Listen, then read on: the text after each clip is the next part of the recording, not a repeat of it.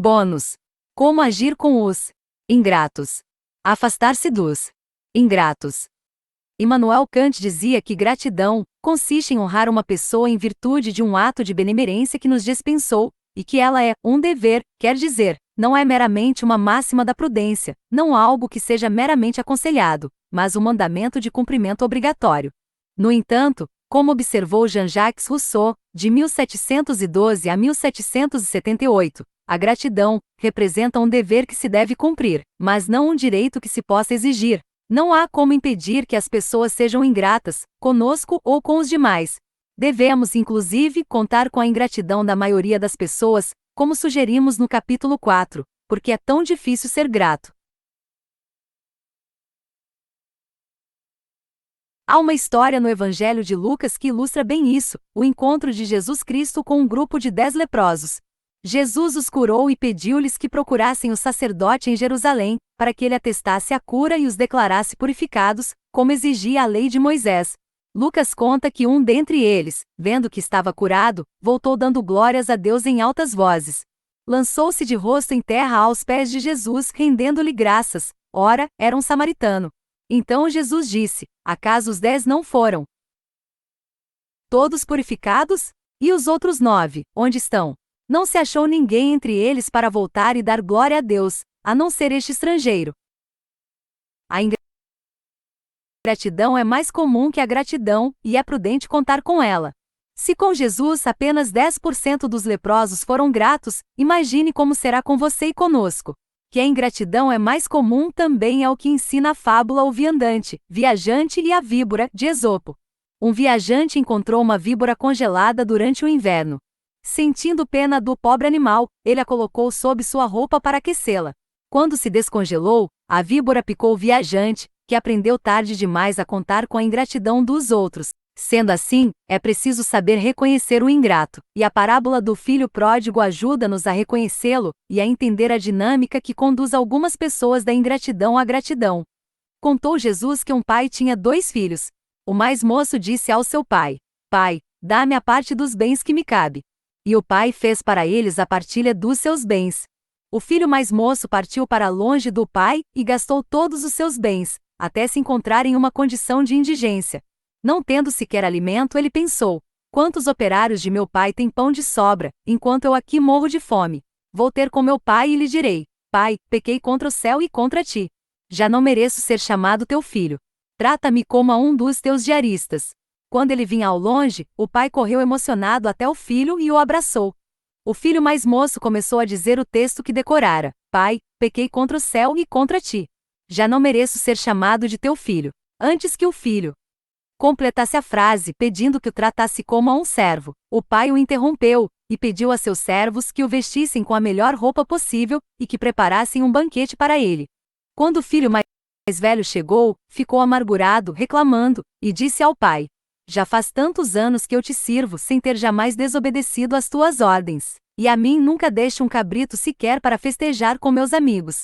Mas quando chegou esse teu filho, mataste o bezerro gordo para ele. O pai então respondeu que o filho mais velho sempre estivera com ele, mas o mais novo era como um morto que voltará a viver, e era preciso comemorar esse fato. Podemos fazer uma leitura dessa parábola a partir do tema da gratidão, sem prejuízo das outras leituras dessa pérola narrativa.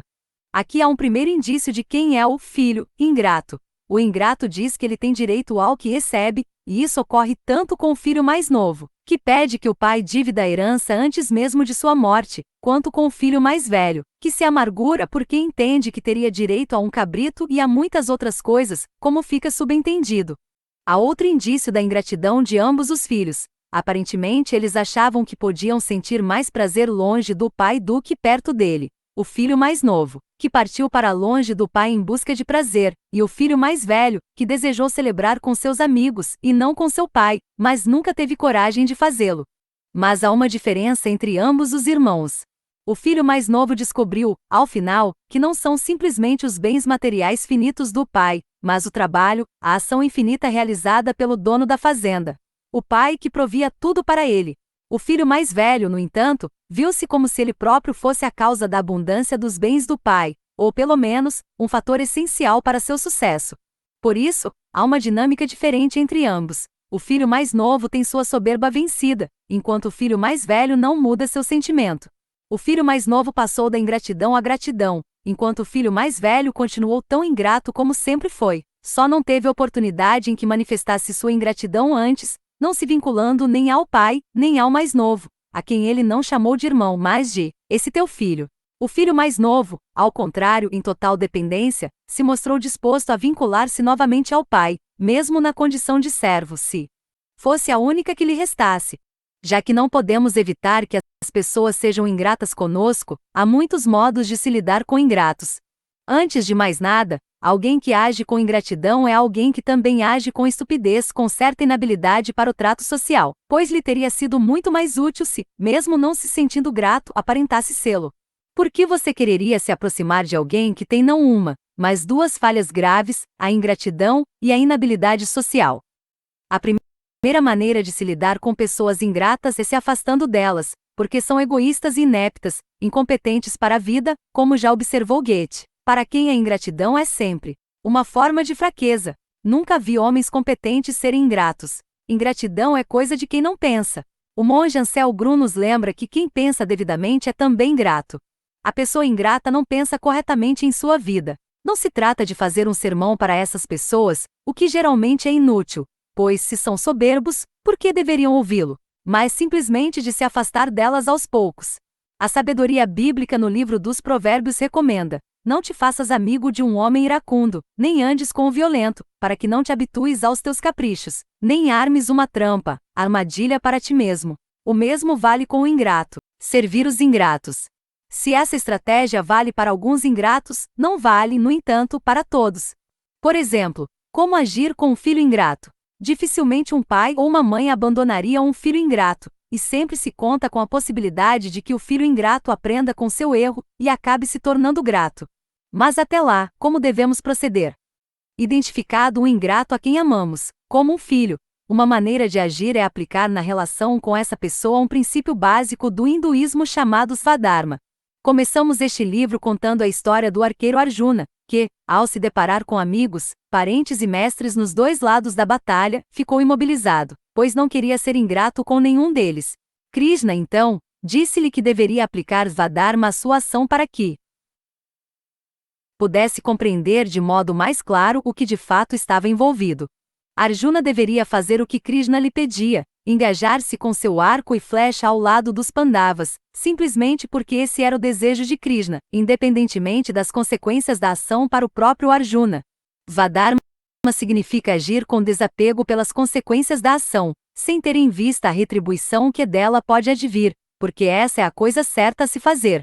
É o apego às consequências da ação que produz a confusão em nossa mente e nos impede de agir corretamente. Krishna disse: cumpra o seu dever, ainda que seja humilde, e não o dever de um outro, ainda que seja grande. Morrer realizando o próprio dever é vida, viver realizando o dever de um outro é morte. O princípio moral que Krishna estabelece é faça a coisa certa, ainda que nenhuma consequência, ou consequências ruins, como ser odiado por um filho que é disciplinado pelo pai, decorra disso. E fazer a coisa certa é fazer o que é necessário para alguém, não necessariamente o que essa pessoa deseja, como ensina James Hunter no clássico da literatura corporativa O Monge e o Executivo. Como líderes, os pais devem servir às necessidades de seus filhos, mesmo quando não correspondam a seus desejos, e mesmo quando não se mostrem agradecidos pelo seu comportamento. Essa ideia estrutura ainda o budismo clássico. No Dhammapada, Buda reivindica para seus discípulos que eles expressem amor entre os homens que os odeiam, e que, em suas ações, eles devem abandonar a raiva e abrir mão do orgulho. O sofrimento não pode ferir o homem que não está preso a nada, que nada possui. Quem não tem nada, nem soberba, nem orgulho, nem raiva, nada pode perder. Há uma história de Malbataram, chamada Ingratidão Exigida, que ilustra isso. Um viajante presenciou um velho sheik atirar um punhado de moedas de ouro aos pés de um mendigo. O mendigo gritou: Alá te castigue, velho nojento. Longe de mim, podridão. Possa o fogo do maligno livrar-nos de tuas mãos pestilentas. Ao ouvir isso, o viajante estava prestes a espancar o mendigo em represália ao que ele dissera a seu benfeitor, quando o mendigo lhe pediu que não batesse nele, pois era o sheik que exigia dele esse comportamento. Não acreditando, o viajante perguntou ao sheik se isso era verdade, e este respondeu: não lhe mentiu o mendigo. Fui eu mesmo que lhe impus, não só a ele, senão a todos a quem valho, aquele modo de proceder. E a minha exigência não passa de um egoísmo gerado pela minha filantropia. Não tem conta aos lábios sedentos a que cheguei um púcaro, vasilha d'água de todos, porém, estancada a sede, só recebia as mais cruas provas de ingratidão. Passada a hora da necessidade, passava a lembrança do benefício. A princípio, meu filho, doíam-me as injustiças daquele que eu beneficiava, vinham-me ímpetos de transformar os meus sentimentos de piedade nesse indiferentismo com que a maioria dos homens aprecia as misérias de seus semelhantes. Repudiando, porém, essa fraqueza que me assaltava quando me feria uma ingratidão profunda, deliberei habituar-me a receber tais pagas. Comecei a exigir, de todos quantos receberam qualquer auxílio meu, que me deem desde logo o que iriam dar mais tarde, uma ingratidão como paga. Nem havia mais surpresa e sofrimento para o sheik, nem ele deixava de fazer o que era o certo. Isso é Vadharma. Krishna ensinou a Arjuna que um dom é puro quando é dado de coração para a pessoa certa, na hora certa e no lugar certo, e quando não se espera nada em troca. Mas quando é dado esperando-se algo em troca ou tendo-se em vista uma recompensa futura, ou quando é dado sem se desejar dar, ele se origina da paixão e é impuro. E um dom dado à pessoa errada, na hora errada e no local errado, ou que não venha do coração, e é dado com desprezo orgulhoso, é um dom da escuridão. Para quem não espera ser recompensado, o destino é-lhe sempre favorável. Faça o certo, sem esperar recompensa por isso. Se somos odiados por aqueles a quem amamos, devemos amá-los, e não os odiar, servi-los em suas necessidades, e não os abandonar à própria sorte. Pois se perto deles é difícil corrigi-los, que dirá longe. O nome disso é amor. O nome disso é graça. O nome disso é gratidão. F-A-N. Cias. Geral. Há muitas fontes não ortodoxas, fora dos ensaios de filosofia e dos grandes livros religiosos da humanidade, largamente citados e referenciados nos diversos capítulos deste livro, com as quais podemos aprender mais sobre a gratidão e a ingratidão. Uma boa alternativa são filmes como A Cor Púrpura, The Color Purple, de Steven Spielberg, 1985, A Felicidade Não Se Compra. It's a Wonderful Life, de Frank Capra, 1946, A Lista de Schindler, Schindler's List, de Steven Spielberg, 1993. A Vida é Bela, La Vita é Bela, de Roberto Benigni, 1997, Ao Mestre com Carinho, Toussaint, With Love, de James Clavell, 1967, Cinema Paradiso, de Giuseppe Tornatore, 1988, A Chegada, A Rival, de Denis Villeneuve. 2016 com mérito, With Honors, de Alec Keshishian, 1994, Era uma Vez em Tóquio, Tóquio Monogatari, de Yasujiro Ozu, 1953.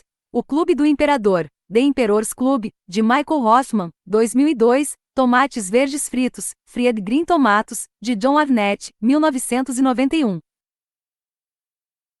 E Uma História de Natal, A Christmas Carol, de Robert Zemeckis, 2010. Da mesma forma, a literatura tem muito a dizer sobre a gratidão, em livros como A Divina Comédia, Divina Comedia, de Dante Alighieri, 1304.